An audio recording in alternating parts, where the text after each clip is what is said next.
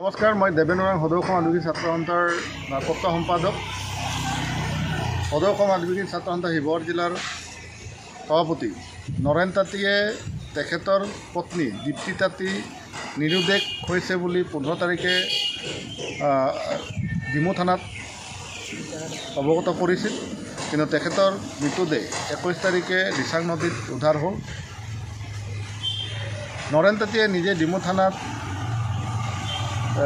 এজাহাৰ দাখিল কৰিছিলে 3জন ব্যক্তিৰ ওপৰত, আৰু সেই 3জনক আটক কৰিছিল। কিন্তু দীপ্তি তাঁতীক যেতিয়া পষ্টমৰ্টম কৰিব নিয়া হ'ল, তেতিয়া নৰেন তাঁতীকো আটক কৰিলে ডিমু আৰক্ষীয়ে। আমি দীপ্তি তাঁতীৰ মৃত্যুত সদৌ অসম আদিবাসী ছাত্ৰ সন্থাই শোক প্ৰকাশ কৰিছোঁ।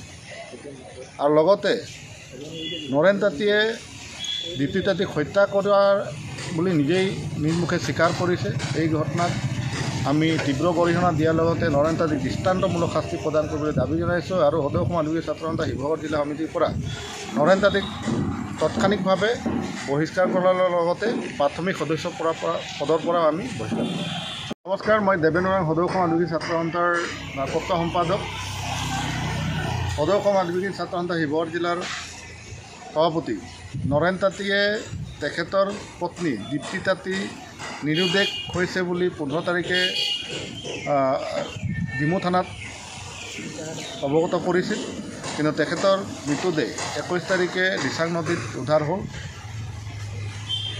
নৰেন তাঁতীয়ে নিজে ডিমু থানাত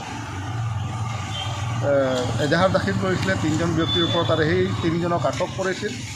কিন্তু দীপ্তি তাঁতীক যেতিয়া পষ্টমৰ্টম কৰিব নিয়া হ'ল, তেতিয়া নৰেন তাঁতীকো আটক কৰিলে ডিমু আৰক্ষীয়ে।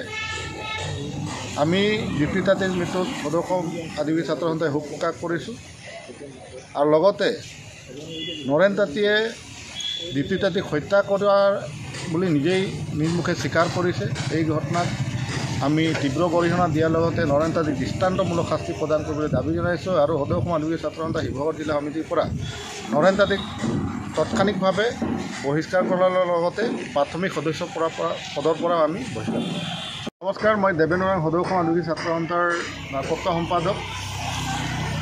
সদৌ অসম আদিবাসী ছাত্ৰ সন্থা শিৱসাগৰ জিলাৰ সভাপতি নৰেন তাঁতীয়ে তেখেতৰ পত্নী দীপ্তি তাঁতী নিৰুদ্দেশ হৈছে বুলি 15 তাৰিখে ডিমু থানাত অৱগত কৰিছিল। কিন্তু তেখেতৰ মৃতদেহ 21 তাৰিখে দিচাং নদীত উদ্ধাৰ হ'ল। নৰেন তাঁতীয়ে নিজে ডিমু থানাত এজাহাৰ দাখিল কৰিছিলে 3জন ব্যক্তিৰ ওপৰত, আৰু সেই 3জনক আটক কৰিছিল। কিন্তু দীপ্তি তাঁতীক যেতিয়া পষ্টমৰ্টম কৰিব নিয়া হ'ল, তেতিয়া নৰেন তাঁতীকো আটক কৰিলে ডিমু আৰক্ষীয়ে।